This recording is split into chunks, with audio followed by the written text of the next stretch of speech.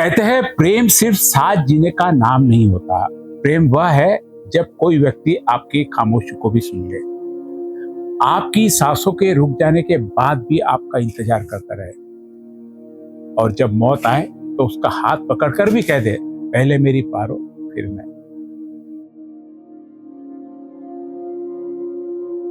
आज मैं आपको एक बड़े शहर की कहानी सुनाने जा रहा हूं। सत्य कहानी पर आधारित है, नाम में परिवर्तन है। एक बड़े और हंसते खेलते संस्कारी परिवार की एक ऐसी दास्तान सुनाने जा रहा हूं जिसे सुनने के बाद शायद आप अपनी मसरूफियत से चंद लम्हे चुरा कर अपने माता पिता को फोन कर दें, या अपने जीवन साथी का हाथ थोड़ी देर थाम कर बैठे। यह कहानी है देवराज और पार्वती की, उनके अपनों के बाबूजी और अम्मा की, और इस बेहद शोर भरी दुनिया में एक दूसरे के देव और पारों की। उस बड़े शहर के उस बड़े से मकान में संस्कारों की एक ऐसी खुशबू महकती थी जिसे देखकर पूरा शहर मिसाले देता था। इस घर का एक अटूट नियम था, एक ऐसा रूटीन जिसके बिना किसी की सुबह शुरू नहीं होती थी। वो थी सुबह की चाय। घर में 5-5 बहुएं थी, नौकर चाकर थे, लेकिन रसोई के उस सबसे खास हिस्से का अधिकार पारो ने आज भी अपने पास रखा था। सुबह ठीक 6 बजे 73 साल की पारो रसोई में पहुंच जाती है। वो कोई आधुनिक बर्तन नहीं, बल्कि पुराने जमाने के बड़े से पीतल के पतीले में, जहां चाव से पीतल का गंज कहा जाता था, उसमें जब वो अदरक और इलायची कूटकर चाय उबालती थी तो उसकी सौंधी खुशबू पूरे मकान में फैल जाती थी। आज भी कई बड़े सम्रांत घरों में पीतल के बर्तन में खाना पकाने और पीतल के भारी चमकदार थालियों में परोसने की जो रईसी शुद्धता और परंपरा है, उसे इस परिवार ने पूरी शिद्दत से जिंदा रखा था। घर के यही 5 बेटे, बहुए और पोते पोतियां सब डाइनिंग टेबल पर आकर बैठ जाते। पारो अपने हाथों से सबको उस पीतल के गंज से खोलती हुई चाय छान कर देती थी। घर वाले अक्सर कहते थे, माँ के हाथ की इस चाय में कोई जादू है। इसे पीते ही जैसे पूरे शरीर में नई ऊर्जा, एक नई एनर्जी आ जाती है। दिन भर की थकान मानो उस एक कप की चाय से छूमंतर हो जाती थी। और रात का खाने का नियम भी उतना ही पक्का था। चाहे कोई भी कितना व्यस्त क्यों न हो, घर का हर सदस्य रात का खाना एक साथ बैठकर एक ही मेज पर खाते थे, और उसी पारंपरिक पीतल की भारी थालियों में। 5 बहुएं रोज अपने हाथों से रसोई संभालती थी। कोई चूल्हा संभालती, कोई रोटियां बेलती, तो कोई परोसने का काम करती। जब बेटे, पोते और नन्हे बच्चे खा चुके होते, तब 5 बहुएं एक साथ बैठकर सुकून से खाना। मर्यादा, आदर और अपनत्व उस घर की दीवारों में रचे बसे थे। डाइनिंग टेबल के मुख्य कोनों पर बैठते थे 80 साल के बाबूजी देवराज और उनकी 73 साल की पारो। जब वो अपने इस भरे पूरे संस्कारी कुनबे को हंसते खिलखिलाते देखते तो उनका सीना गर्व से चौड़ा हो जाता था। देव अक्सर पारो का हाथ हौले से दबाकर आंखों में कहते, देखा पारो, हमारी तपस्या सफल हो गई। अपनी इस पारिवारिक एकता पर मुझे नाज है। पुराने जमाने का दौर था जब शादियां जल्दी हो जाया करती थी। पति पत्नी की उम्र में एक लंबा फासला होता था। ठीक वैसे ही जैसे जब 53 साल पहले पारो का ब्याह कर इस घर में आई थी, तब महज 20 साल की एक शर्मीली सी लड़की थी, और देव उस समय 7 साल बड़े 27 साल के एक जिम्मेदार युवा। उम्र का यह खूबसूरत फासला वक्त के साथ और भी गहरे और परिपक्व प्रेम में बदल गया था।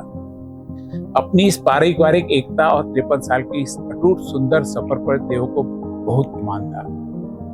उम्र भले ही 80 के आसपास पहुंच रही हो, लेकिन बच्चों के साथ जब दोनों दादा दादी बैठते थे तो उनका जोश और अल्लड़पन युवाओं को भी मात दे देता था। कई बार तो शाम को आंगन में खेलते वक्त 5 साल के गोलू जो स्कूल जा रहा है और 10 साल की पिंकी जिद पर 80 साल के देवराज खुद जमीन पर घुटनों पर बैठकर घोड़ा बन जाते थे, और पारो पास बैठी ताली बजाकर हंसती थी। पूरा घर ठहाकों से गूंज उठता। ऐसा था वो स्वर्ग जैसा आंगन। लेकिन कोई नहीं जानता था कि किस्मत के क्रूर हाथों ने इस हंसते खेलते स्वर्ग के लिए कुछ और ही लिखा था।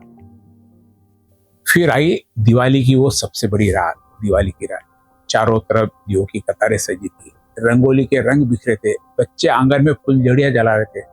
हर तरफ उत्सव का शोर था। इसी शोर और उजाले के बीच एक बहुत गहरा अंधेरा चुपचाप इस परिवार का रास्ता देख रहा था। आंगन के एक कोने में 5 साल का छोटा नासमझ गोलू एक जलता हुआ पटाखा देखने के लिए तेजी से आगे बढ़ता है।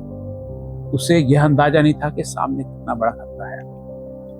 73 साल की उम्र, लेकिन पोते के बच्चे को खतरे में देखकर दादी के भीतर की ममता और तड़प जाग उठी। उन्होंने बिना एक पल गवाए कांपते हुए पैरों को एक जोरदार दौड़ लगा दी। उन्होंने गोलू को तो अपनी तरफ खींचकर पीछे ढकेल दिया, उसे सुरक्षित बचा लिया, लेकिन खुद अपना संतुलन खो बैठी। दादी का पैर जमीन पर फिसला और सीधे पक्के फर्श पर जा गिरी। एक जोरदार आवाज हुई, उनका सर सीधा पत्थर के मुंडेर से जा टकराया। आंगन के ठहाके और खुशियां एक पल में चीख पुकार में बदल गए। देवराज पागलों की तरह चिल्लाए, पारो! सब दौड़कर आए।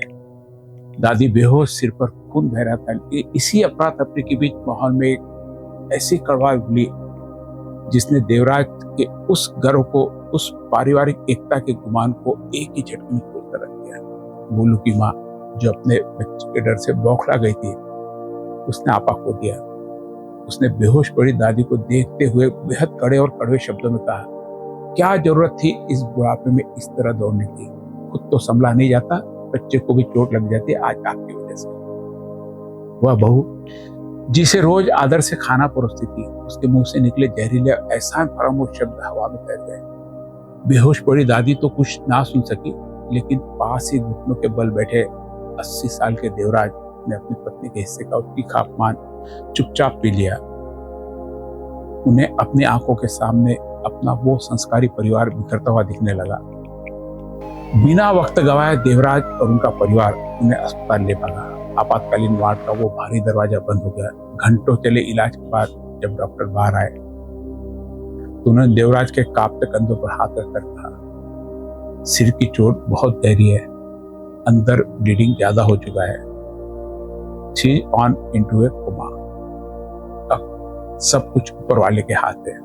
कोमा यानी एक ऐसी बीमारी जिसका जागना किसी के हाथ में नहीं था। और बस उसी रात के बाद उस बड़े और 5 बेटों वाले भरे परिवार की असलियत परत दर परत सामने आने लगी। वो बहू बेटे शुरुआत में अस्पताल के चक्कर काटते थे, धीरे धीरे वक्त के मार, व्यापार और अपनी जिम्मेदारियों के बहाने पीछे हटने लगे। जिस एकता पर देव को नाज था, वो वक्त की आंधी में बिखर गई। लोग कम आने लगे और फिर कम और कम। लेकिन इस मुश्किल वक्त में भी देवराज का एक अटूट नियम था। उन्होंने घर पर खाना हमेशा के लिए छोड़ दिया। वो सिर्फ और सिर्फ हॉस्पिटल में पारों के साथ बैठकर ही खाते थे। शुरुआत में बहुएं खुद टिफिन लेकर अस्पताल आती थी और जब तक दोनों दादा दादी खाना नहीं खा लेते वहीं बैठी रहती थी। आलीशान गाड़ी और ड्राइवर उन्हें छोड़ने आते थे। मगर वक्त बदला। क्या वो बहुओं का प्यार और वो टिफिन हमेशा रहा? और कैसे एक बड़ी गाड़ी में चलने वाला 80 साल के बुजुर्ग ऑटो, टैक्सी और अस्पताल के बेसवार कैंटीन के खाने तक आ गया? और आखिर 2 साल बाद कमरा नंबर 307 में ऐसा क्या हुआ जिसने मेडिकल साइंस के डॉक्टरों को भी कमा दिया? जानेंगे इस कहानी के अगले और आखिरी भाग में। देखना मत भूलिए कमरा नंबर 307 भाग 2।